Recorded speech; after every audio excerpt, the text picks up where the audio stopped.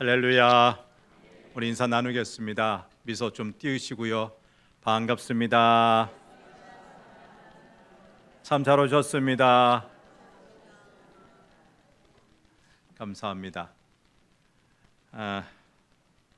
머지않아 올림픽이 또 열린다지요. 올림픽이나 월드컵 경기를 보면 선수들은 모두 자기 나라 무엇을 가슴에 달고 뛰어요? 전 세계 선수들이 다 태극기를 달고 뛴다고요? 우리나라 선수겠죠. 미국 선수는 미국 국기를, 호주 선수는 호주 국기를, 자국 국기를 가슴에 달고 경기에 나선다는 말이에요. 그리고 우승을 하거나 금메달을 따면 시상식을 하는데 그때 무슨 국가가 연주돼요? 그 우승한 선수들이 속해 있는 그 국가가 울려 퍼집니다. 만약 좋은 성적을 거두면 선수 개인에게도 좋은 일이지만 선수는 자신의 나라 이름을 걸고 싸웠다고, 자부심을 갖고 싸웠다고 그렇게 아주 당당하게 인터뷰하는 내용도 봅니다.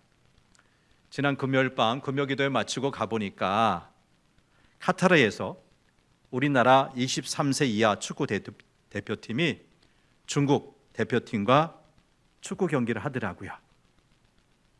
결과가 어떻게 나왔어요?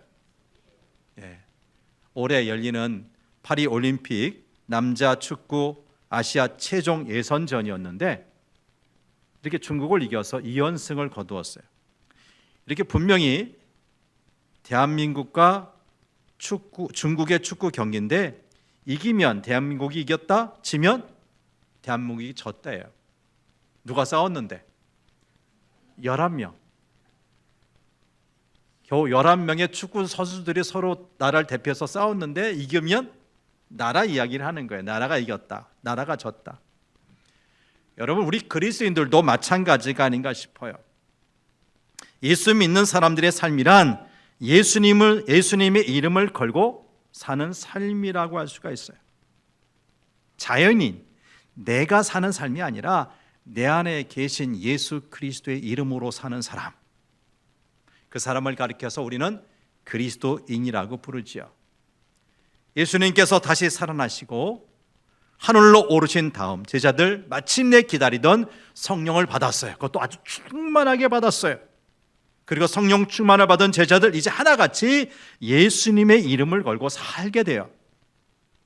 예수님의 이름을 걸고 산다는 말은 이렇게 바꿀 수 있을 겁니다. 예수는 나의 구주 그리스도이십니다. 외쳐볼까요? 예수는 나의 구주 그리스도이십니다.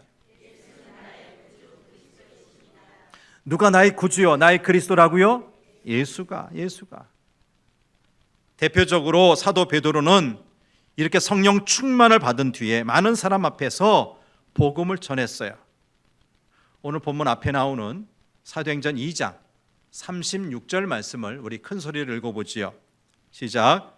그런즉 이스라엘 온 집은 확실히 알지니 너희가 십자가에 못 박은 이 예수를 하나님이 주와 그리스도가 되게 하셨느니라 하니라. 성령 받은 베드로는 예수님을 자신의 구주요 그리스도라고 거침없이 외친 것입니다. 이 말은 곧 앞에서 말씀드린 대로 나는 앞으로 예수님의 이름을 걸고 살겠습니다, 그 이름을 의지해서 살겠습니다 라는 말 같아요. 다시 오늘 본문 앞인 사도행전 3장 6절 말씀 보니까 사도 베드로가 예루살렘 성전 미문 앞에 앉아있던 사람에게 이렇게 말을 해요. 시작. 은과 금은 내게 없거니와 내게 있는 이것을 내게 주노니 나사렛 예수 그리스도의 이름으로 일어나 걸으라. 이것은 베드로가 내가 나사렛 예수 그리스도의 이름을 걸고 말하는데 일어나 걸으라는 뜻입니다. 이 믿음의 선포대로 나면서부터 걷지 못하던 사람이 일어나 걷고 하나님을 찬양하는 역사가 나타났습니다. 이것을 놀랍게 여긴 사람들에게 베드로가 전한 말씀이 사도행전 3장 12절에 나오는데 12절 그리고 14절에서 16절까지 말씀을 우리 자세하게 한번 읽어보겠습니다. 노란 글씨 더 자세히 보시고요. 큰 소리로 시작.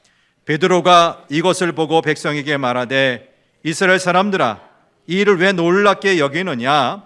우리 개인의 권능과 경건으로 이 사람을 걷게 한 것처럼 왜 우리를 주목하느냐? 너희가 거룩하고 의로운 일을 거부하고 도리어 살인한 사람을 놓아 주기를 구하여 생명의 주를 죽였도다. 그러나 하나님이 죽은 자 가운데서 그를 살리셨으니 우리가 이의 증인이라. 그 이름을 믿음으로 그 이름이 너희가 보고 아는 이 사람을 성하게 하였나니 예수로 말미암아 난 믿음이 너희 모든 사람 앞에서 이같이 완전히 낫게 하였느니라.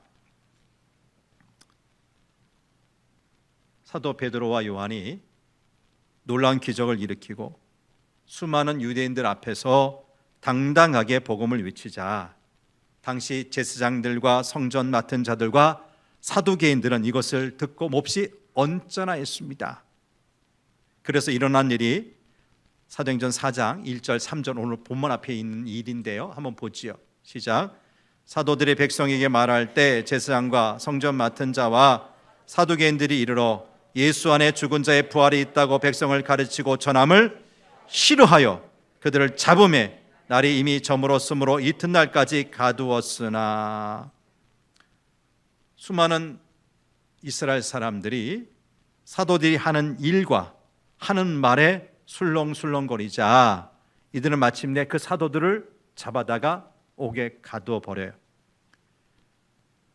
이 제사장들과 사두개인들이 이 사도들을 싫어하는 까닭이 2절 말씀에 나오죠. 왜 싫어했다고요?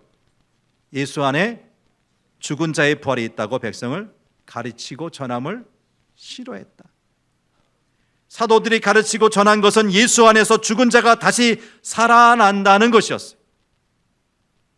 사도들은 예수님께서 죽으시고 사흘 만에 다시 살아나셨음을 직접 눈으로 보고 그래서 굳게 믿고 있었지요. 로마 제국이 세상을 다스리고 있을 때 많은 사람들이 죽음 앞에서 두려워 떨었어요. 조금이라도 로마 제국의 눈에 벗어나기만 하면 생명의 위협을 느낀 거죠. 그래서 벌벌 떨었어요. 죽음이 눈앞에 있는 까닭에 수많은 그리스도인들이 할 말을 하지 못했고요. 신앙을 제대로 지키기 어려운 시절을 살고 있었어요. 그런데 예수님은 이 땅에 오셔서 그런 죽음 앞에 두려움 없이 다가가셨고 마침내 그 죽음을 이기고 다시 살아나셨습니다. 예수님이 십자가에 달리시는 것을 지켜보고 다시 살아나셨음을 믿게 된 사람들은 그런 죽음의 두려움을 이겨낼 수가 있었던 겁니다. 예수님을 믿음으로 모든 죽음의 세력을 넘어설 수 있다는 믿음이 점점 커진 겁니다. 번진 겁니다. 그래서 서슬퍼런 로마 제국에 무릎을 꿇지 않고 이에 맞서는 그리스도인들이 점점 많아지게 된 것이지요. 그런데 당시 로마 제국 편에 서 있던 제사장들과 성전 관리들과 사두개인들은 이런 상황이 좋을 리가 없어요. 이 가운데 사두개인들 특별히 부활을 믿지 않았습니다. 사두개인들은 아시죠? 오랜 세월 유대교의 전통을 지켜온 사람들입니다. 사두개인들은 예수님이 살아있을 때도 예수님 앞에 가서 부활이 없다고 우기던 그런 사람들이에요. 부활이 없다고 믿기에 보이는 이 세상, 지금 내가 사는 이 세상이 가장 우선이다, 최고다고 믿고 살았던 사람이죠. 로마 제국은 사두개인들이 가진 이 생각을 내세워서 이스라엘 백성들을 더 괴롭혔습니다. 보세요. 사두개인들은 부활이 없다고 외치고 로마 제국의 관리들은 죽음을 무기로 세계를 다스리게 되니 서로 장단이 척척 맞아 떨어진 겁니다. 따라서 이들에게는 예수님이 부활하셨다, 예수님이 다시 살아나셨다는 것을 믿을 수 없었고 믿어서도 안 되는 것이었어요. 이러한 형편에서 예수님을 따르던 사도들이 당시 백성들에게 부활을 가르치고 있으니 그냥 가만히 두고 볼 수가 없었던 거지요. 그래서 사도들을 잡아다가 옥에 가둔 거예요.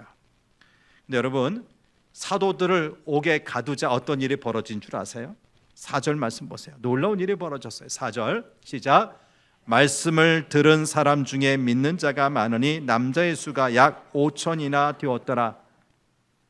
예수의 부활을 가르치다가 옥에 갇힌 사도들을 봄에도 불구하고 사도들의 말씀을 들은 사람들의 숫자가 하루에 몇 명이나 늘었다고요? 그것도 누가? 남자의 수가. 여러분, 아이들과 여인들까지 다 포함시킨다면 10,000명 훨씬 넘지 않겠습니까? 참으로 엄청난 숫자가 아닐 수가 없어요. 이렇게 초대교회는 급속히 성장했어요. 사도가 감옥에 갇혔는데도. 로마 제국과 당시 제사장들을 비롯한 유대 지도자들이 사도들을 가두었지만 복음은, 진리는 가둘 수가 없었던 겁니다. 진리를 가두기는커녕 그 진리는 점점 멀리 더 많은 사람들에게 퍼져나갔습니다. 세상 그 어떤 힘도 진리를 이길 수가 없었던 겁니다. 사도들은 겨우 12명이었지만 그들이 외치는 예수는 그리스도라는 진리는 수천 명, 수만 명을 움직이게 하는 힘이 되었습니다. 사도들이 갇히면 그들이 가르치던 진리가 수그러들 것 같았지만 그것은 세상 사람들의 생각일 뿐이었어요. 열두 사도로 말미암아 세상은 예수 그리스도의 진리로 조금씩 바뀌어 갔습니다. 이렇게 진리는 이기게 되는 것입니다. 사도들은 반드시 진리가 이긴다는 믿음을 굳게 잡고 있었습니다. 반대로 진리편에 서지 않고 로마 제국의 줄을 대던 사람들은 점점 더 설 자리를 잃어갔습니다. 우리 그리스도인들은 진리에 서 있는 사람들입니다. 누가 뭐래도 진리에 서 있는 사람들입니다. 세상에 행사하는 힘이 아무리 크다 해도 진리가 이기게 되어 있습니다. 세상의 물질과 돈의 힘이 아무리 크다 해도 예수 그리스도라는 진리를 거스를 수가 없습니다. 오늘 본문 5절, 6절 말씀 봅니다. 드디어 오늘 본문에 들어왔어요. 시작. 이튿날 관리들과 장로들과 서기관들이 예루살렘에 모였는데 대제사장 안나스와 가야바와 요한과 알렉산더와 및 대제사장의 문중이 다 참여하여 제사장들과 서기관들이 사도들을 가두었다는 소식 들고 관리들, 장로들, 서기관들이 모여들었어요. 거기에다 대제사장에 속해 있는 문중의 식구들 다 모여서 이들이 다 합세어서 사도들에게 질문 공세를 퍼부어요. 자, 7절 말씀 보세요. 뭐라고 묻는지요? 시작. 사도들을 가운데 세우고 묻되 너희가 무슨 권세와 누구의 이름으로 이 일을 행하였느냐. 이들은 사도들에게 다시는 백성들을 가르치지 못하도록 윽박지르지 못하고 도대체 너희는 누구의 힘으로, 누구 믿고 이런 일을 했느냐고 물은 거예요. 대제사장들을 비롯한 유대 종교 지도자들, 지금 일어나고 있는 이 일들이 두려워지기 시작한 겁니다. 베드로와 요한에 의해 나면서부터 걷지 못하던 사람, 그래서 예루살렘 성전 미문에서 구걸하며 살던 사람이 일어나고 사도들이 전한 복음을 들은 사람들 가운데 믿는 자들이 남자만 5,000명에 이르자 깜짝 놀라 이 놀라운 일들의 배후를 물은 겁니다. 이들의 질문에 대해 베드로가 일어나 대답하지요. 이 대답은 8절에 있는 말씀처럼 성령 충만한 가운데 이루어졌어요. 그냥 인간의 어떤 용기로 내서 한 게 아니라 성령 충만한 가운데 이 대답이 나온 거예요. 10절 말씀 보겠습니다. 베드로가 뭐라고 대답합니까? 10절 시작. 너희와 모든 이스라엘 백성들은 알라. 너희가 십자가에 못 박고 하나님이 죽은 자 가운데서 살리신 나사렛 예수 그리스도의 이름으로 이 사람이 건강하게 되어 너희 앞에 섰느니라. 사도들에게 질문한 사람들, 곧 대제사장과 장로들, 서기관들이 십자가에 못 박아 죽인 예수 그리스도의 이름으로, 누구의 이름으로? 예수 그리스도의 이름으로 나면서부터 걷지 못하던 사람이 나았다, 고침받았다는 것입니다. 한마디로 사도인 우리는 예수의 이름을 걸고 이 일을 하고 있다는 뜻입니다. 처음 사도 베드로가 성전 미문에서 걷지 못하던 사람을 고쳤을 때 당시 몰려든 유대 백성들은 그 기적이 그냥 놀라울 뿐이었고 어떻게 그런 일이 있을 수 있는지 알고 싶어 했을 뿐이었습니다. 근데 지금 관리들, 장로들, 대제사장들은 일반 백성들과 생각이 달랐습니다. 그들은 베드로가 이렇게 예수의 이름을 들먹이며 대답하리라고 짐작하고 있었어요. 그들은 베드로의 입에서 나사렛 예수의 이름이 나오기를 기다리고 있었다는 말이에요. 베드로가 나사렛 예수라는 이름을 입에 담게 되기만 하면 그것을 빌미로 그것을 책잡아서 그들을 어찌 하려고 했던 것입니다. 베드로도 그들이 그런 생각을 하고 있음을 잘 알고 있었습니다. 하지만 베드로는 결코 주저하지 않았습니다. 진리가 이길 것이라는 확실한 믿음이 있었기 때문입니다. 그러기에 베드로는 더 힘을 내어서 말합니다. 11절입니다. 11절 시작. 이 예수는 너희 건축자들의 버린 돌로서 집 모퉁이에 머릿돌이 되었느니라. 이 말씀은 시편 118편 22절에 건축자가 버린 돌이 집 모퉁이에 머릿돌이 되었나니, 이 말씀을 인용해서 너희가 함부로 죽인 그 예수님, 집을 짓는데 반드시 있어야 할 머릿돌처럼 이 세상을 지탱하시는 분이야 라는 뜻입니다. 너희가 버린 돌, 그 돌을 우리는 머릿돌로 삼았다는 뜻이죠. 그러므로 예수를 머릿돌로 삼았다는 말은 우리는 예수님의 이름을 걸고 예수님의 이름을 앞세워 산다는 뜻입니다. 이어지는 12절 말씀을 볼까요? 12절 시작. 다른 이로서는 구원을 받을 수 없나니 천하 사람 중에 구원을 받을 만한 다른 이름을 우리에게 주신 일이 없음이라 하였더라. 여러분, 이 구절도 베드로가 전하고 싶은 복음을 담아낸 말씀인데요, 이는 7절에서 대제사장들이 물었던 물음에 대한 대답이기도 합니다. 다시 7절 말씀 볼까요? 무슨 질문했는지 시작. 사도들을 가운데 세우고 묻되 너희가 무슨 권세와 누구의 이름으로 이 일을 행하였느냐. 무슨 권세? 누구 이름으로 이 일, 걷지 못하던 사람을 살렸느냐.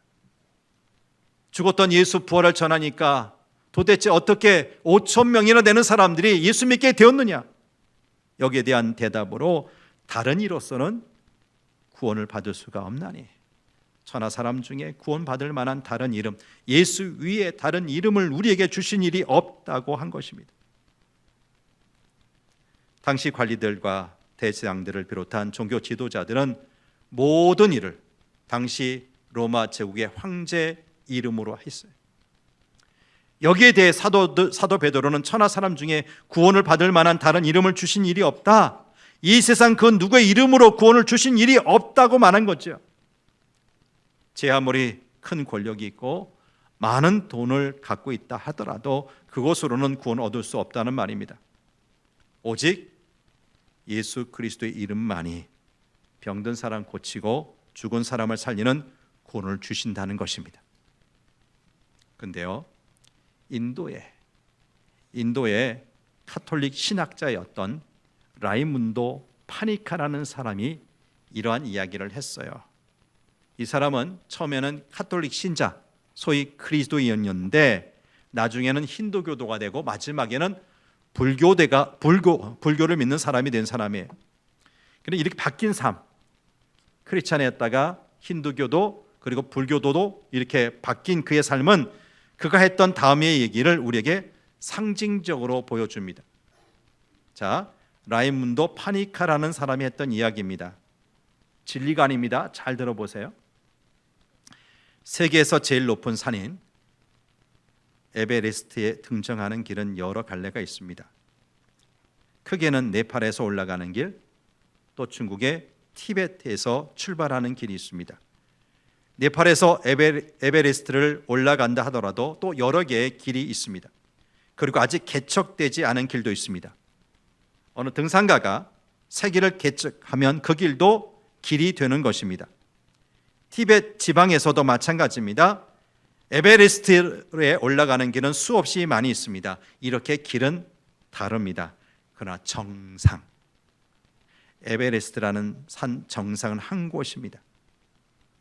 우리나라 조상들도 오랫동안 지성이면 감천이라 하여 신앙의 대상과 전혀 관계없이 사람이 지극한 정성을 다하면 하늘도 움직인다고 생각했어요. 그래서 무속인들, 무당들은 그 대상을 중요하게 생각하지 않고 그냥 고목나무 아래나 큰 바위 앞에 우물가에 정한 정화수를 한 그릇 떠놓고 정성으로 빌었어요. 이 모든 것들이 바로 길이 될 수 있다는 거지요. 마지막 목표는 하늘나라인데 기독교에서는 천국이라 하고 불교에서는 극락이라고 합니다. 이름은 다르지만 모두 같은 곳을 지칭한다는 것입니다. 기독교도들은 기독교라는 길을 통하여 하늘나라에 가고, 힌두교도들은 힌두교라는 길을 통하여 천국에 가고, 불교도는 불교라는 길을 통하여, 회교도들은 회교라는 길을 통하여 천국에 가게 된다는 것입니다. 이렇게 길은 여러 길이지만 목표는 한 곳이라는 거지요. 모든 길이 로마로 통한다는 말과 같이 종교라는 모든 길은 천국으로 통한다는 것입니다. 그러면서 이들은 우리 기독교를 공격합니다. 오직 예수로만 구원을 얻는다고 가르치는 기독교는 독선적이라는 거예요. 기독교는 편협하다는 거예요. 이들은 기독교가 가르치는 최고의 덕목은 사랑이라고 하는데, 오직 예수로만 구원을 얻는다는 것은 기독교에서 말하는 그 사랑에 위배되는 것이 아니냐 공격을 하는 겁니다. 그러면서 모든 종교에 구원이 있다고 말합니다. 이러한 구원에 대한 생각들, 이해는 특별히 많이 배웠다는 지성인들에게 꽤 설득력이 있습니다. 여러분 어떻게 생각하십니까? 기독교뿐만 아니라 타 종교에도 구원이 있다고 생각하십니까? 힌두교에도 구원이 있고, 불교, 회교, 유교, 심지어 무당, 샤머니즘과 같은 이 땅에 있는 모든 종교라는 종교에 구원이 있다고 생각하시냐고요. 여러분, 만약 그렇다면 여러분은 왜 예수님을 믿으세요? 왜 교회를 다니세요? 신앙생활을 편하게 할 수 있는 다른 종교 있어요. 우리 기독교는 꽤 하지 말아야 될 것들이 있어요. 눈치 봐야 될 것이 있어요. 속편히 할 수 없게 뭔가 우리를 이렇게 막고 있는, 눈에 보이고 보이지 않는 것들이 있어요, 없어요? 교회 다니는 사람이 함부로 어디 가면 돼, 안 돼요? 입으로 뭐 뻐끔뻐끔 하면 돼, 안 돼요? 마음대로 시원하게 맥주 한 컵 마시면 좋은데 함부로 할 수 있어요, 없어요? 뭐 가리는 게 많다고요. 근데 이거 따지지 않는 종교들 꽤 되거든요. 그렇죠? 여러분, 모든 길은 통한다는 이들의 주장에 오늘 다시 본문 12절 말씀을 말합니다. 다른 이로서는 구원을 받을 수 없나니 천하 사람 중에 구원받을 만한 다른 이름, 예수 외에 다른 이름을 우리에게 주신 일이 없음이라고 말씀합니다. 모든 길은 통한다는 주장에 대해서 길도 길 나름이다. 예수 외에 다른 이로서는 구원을 얻을 수 없다고 분명히 못을 받고 있어요. 천일 야화, 우리에게 아라비안 나이트라는 이름으로 알려진 동화책이 있어요. 보셨죠? 여러분 자녀들, 손주들에게 보여주신 기억이 있을 텐데, 우리 어린아이들에게는 알라딘의 요술 램프, 신바트의 모험, 이런 이야기로 잘 알려져 있는 이야기들 가운데 우리가 어렸을 때 익히 들었던 알리바바와 40인의 도둑이라는 이야기 알고 계시죠? 아시면 아신다고 좀 이렇게 끄떡이시고 모르면 모른다고 대부분 아실 거예요. 자, 40명의 도둑들이 열심히 물건을 훔쳐왔어요. 도둑질해 왔어요. 귀한 본문들을 어디에 둬요? 항아리? 동굴에 감춰두지요. 근데 그 동굴이 어떤 열쇠를 열고 들어가는 데가 아니에요. 주문을 외워요. 주문을 외워야지만 큰 동굴이 싹 열렸다가 다시 주문하면 닫히고. 그 주문이 뭐예요? 아시네. 열려라 참게 하면 그 동굴이 열리고, 닫혀라 참게 하면 닫히고. 제가 지어낸 얘기 아니에요. 아라비안 나이트, 알리바바와 40인의 그 도둑 이야기에 나오는 이야기인데요. 자, 이 동굴 앞에서 오로지 열려야 참게, 닫혀라 참게야만 이 효과 있는 문을 여닫는 말이 되는 거예요. 만약 잊어버려, 참깨라는 말이 잊어버렸어요. 생각이 안 나. 열려라 콩, 열려라 호박, 열려라 토마토. 열려요? 왜요? 안 열려요. 아무리 큰 소리로 외쳐도 문은 열리지 않아요.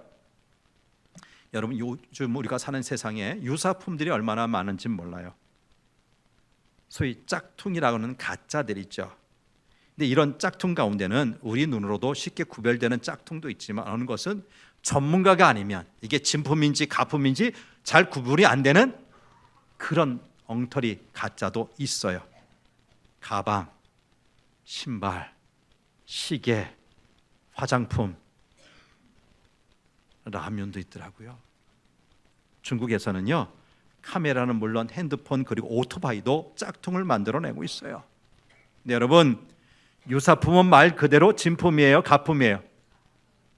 유사품, 가품이에요. 진짜가 아니에요. 근데 문제는 신앙에도 유사품이 있다는 겁니다.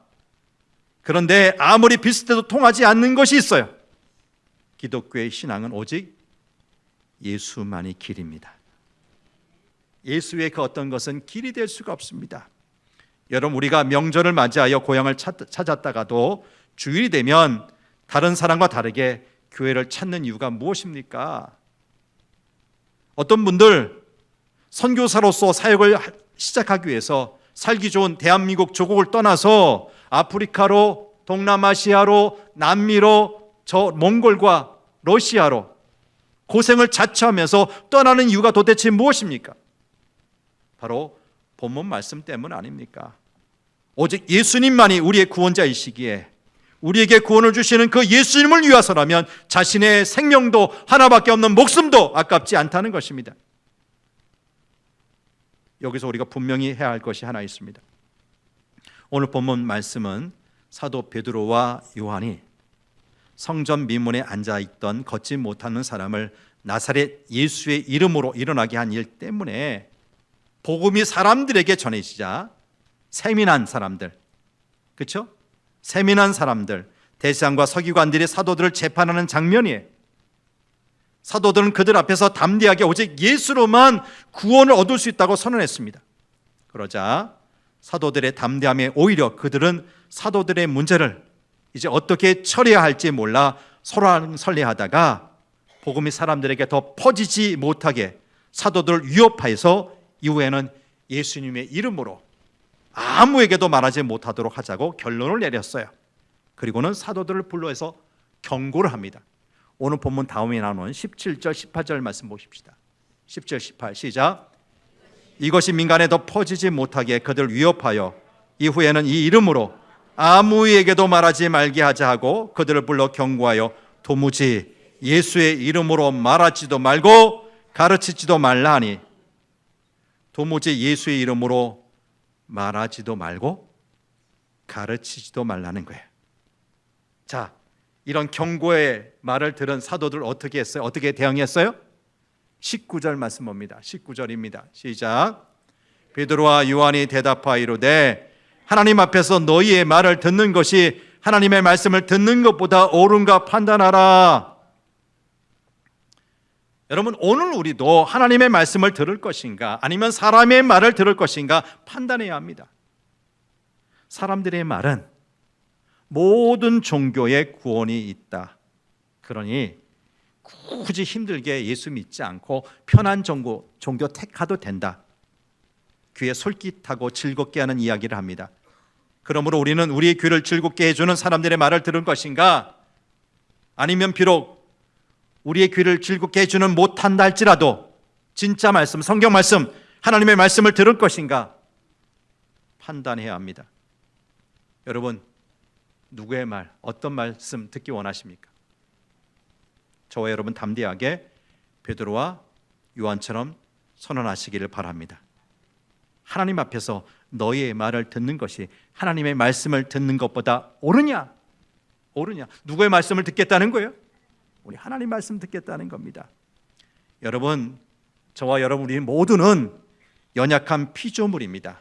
연약하다는 것은요, 아무리 노력해도 죄인의 굴레에서 스스로 벗어날 수 있어요, 없어요?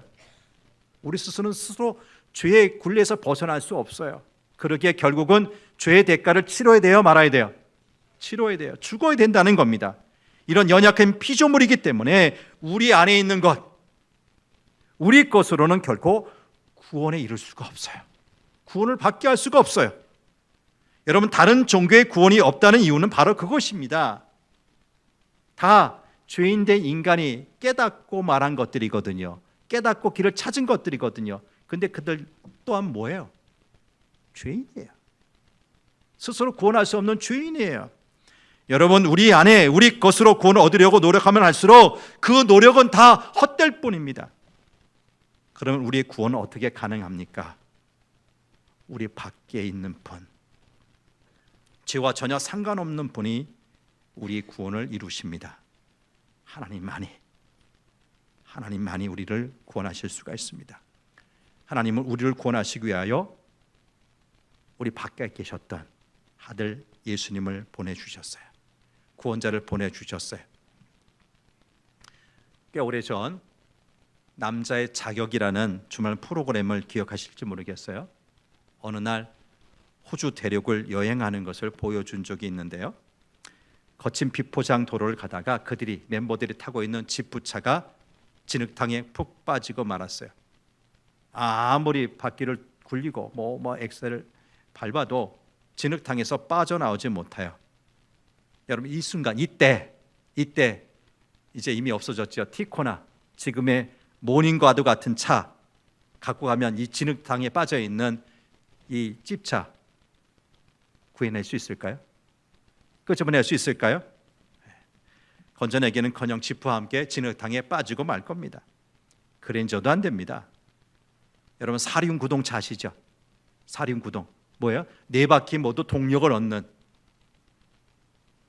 저 산길, 험한 길, 거기에 갈 때 사용되도록 만든 그런 특화된 사륜구동의 힘이 좋은 차가 와야 합니다. 모래밭에서도 빠지지 않고 달릴 수 있는 사륜구동 차라야 진흙탕에 빠진 차를 구할 수 있다는 거예요. 아무 차나 돼요? 차라고 다 되는 것이 아니라는 말씀입니다. 여러분, 죄와 사망의 수렁에 빠져 있는 우리에게 아무 종교나 와서는 안 됩니다. 죄와 사망에 빠지지 않는 분이 오셔야 합니다. 그래야 죄와 사망의 수렁의 소리를 건져내실 수 있는 것입니다. 그러면 우리를 죄와 사망의 수렁에서 건져낼 수 있는 사륜 구동차와 같은 분이 누구예요? 저와 여러분을 죄와 사망의 수렁에서 건져내기 위하여 달려오신 분이 바로 예수님이십니다. 그러면 그 차를 운전하고 계시는 분은 누구고요? 하나님이십니다. 죄와 사망이라는 수렁에 빠진 우리에게 하나님은 예수라는 사륜 구동차를 타고 오셔서 우리를 건져 주셨습니다. 여러분, 지금도 그 구원의 줄을 붙드는 자마다 죄와 사망의 수렁에서 구원을 받을 수 있는 줄 믿으시길 바랍니다. 말씀을 맺습니다. 예수님 믿는다는 말, 예수님의 이름을 걸고 산다는 말과 같습니다. 부활신앙으로 산다는 말은 곧 내 안에 다시 사신 예수님, 그 예수님의 이름을 걸고 산다는 말과 같습니다. 오늘 우리는 예수 그리스도의 이름을 걸고 사는 사람들입니다. 오직 예수님의 이름만 우리를 죄와 사망에서 건져낼 수가 있습니다. 다른 것에 기대서도 안 되고 기댈 수도 없습니다. 오직 예수님의 이름으로, 예수님의 이름을 걸고 살아가는 저와 여러분 되시기를 축복합니다. 하나님 아버지,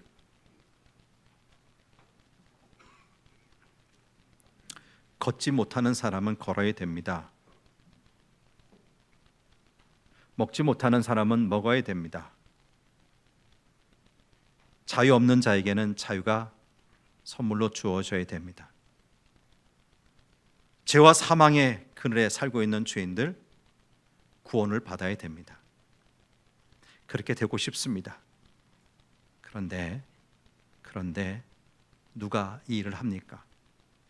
똑같은 죄인인데, 죄의 굴레로 살다가 영원히 멸망받을 죄인들인데 감히 누가 사람을 고치고 일으키고 세우고 구원할 수 있겠습니까? 우리 밖에 계신 분, 사륜구동차처럼 어떤 난관에서도 꿋꿋이 가시는 분, 죄와 상관없으신 하나님의 아들 예수님이야말로 우리의 영원한 구원자가 되심을 믿게 하옵소서. 우리는 그 이름으로 삽니다. 그 이름을 걸고 행합니다. 하나님, 그런 믿음의 사람 되게 도와주시기를 원합니다. 아울러서 이제 이 이름 내 것으로만 소유하지 않게 하시고 아직도 그 이름을 모르는 사람들에게 소개할 수 있는, 전할 수 있는 믿음의 사람으로 자라도록 하게 하옵소서. 그래서 이 세상에서 우리는 하나님 나라가 온전히 이루어지는 것을 보기를 원합니다. 주님 역사하시고 이 길을 이루어 주옵소서. 우리의 영원한 길과 소망 되시는 우리 주 예수님 이름으로 기도합니다.